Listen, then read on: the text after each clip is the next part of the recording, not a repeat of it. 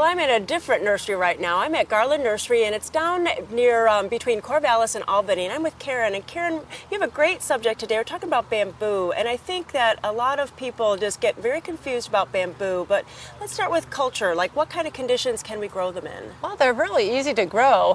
They love growing in the Pacific Northwest. They are very much like an ornamental grass, but they're evergreen.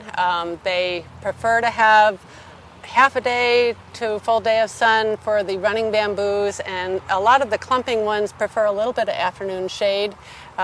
They don't really need a lot of fertilizing, but you can fertilize them once in the spring, just like an ornamental grass if you like. They don't like sitting in water, but they're not real fussy about soil, so they're certainly easy to grow.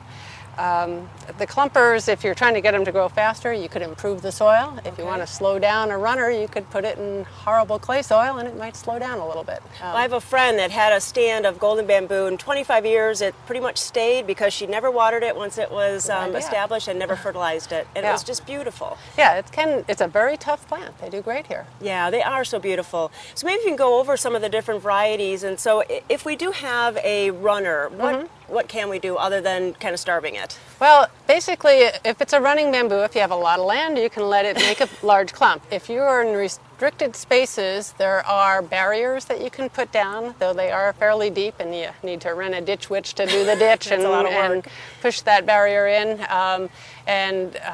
You can do a concrete barrier where you do 30 inches deep of concrete. Some people have spots that are pretty much divided quite a bit by a very large stretch of concrete, but a sidewalk is not enough. They will go under a sidewalk.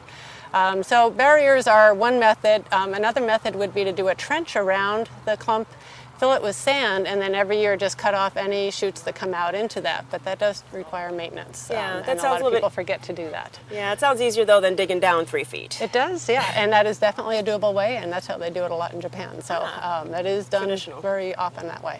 So if we have clumpers though, that might be something that's a little bit less maintenance. It is going to increase, and we can divide it, but maybe it's just a little easier. They are. You don't have to worry about them taking over the world. They stay very tightly in a clump, just like any ornamental grass, like a miscanthus does. So they are not aggressive spreaders. They do increase slowly. And one other thing with the runners, if you keep them in a pot, they don't go anywhere, and that's a real good method to just keep them in pots and never put them in the ground. Then that's a great idea. Clumpers do well in pots too, so all of these are wonderful in a pot to make a screen around a patio or something like that. If it's a large bamboo, you need a very large pot, but the clumpers stay in smaller size pots, and they're wonderful for the rustle near a patio or something. Oh, that's nice. So it can be an alternative to maybe an arborvitae, a screen, or something like that, and something more interesting. This is a beautiful setting here. Yeah. Well, if you have any other questions, please come on down to Garland Nursery. Karen's here, the other staff is here to tell you all about bamboo. It's a great alternative to any kind of container plant or a hedge material. Yeah. Well, thanks so much. Thanks a lot. All right.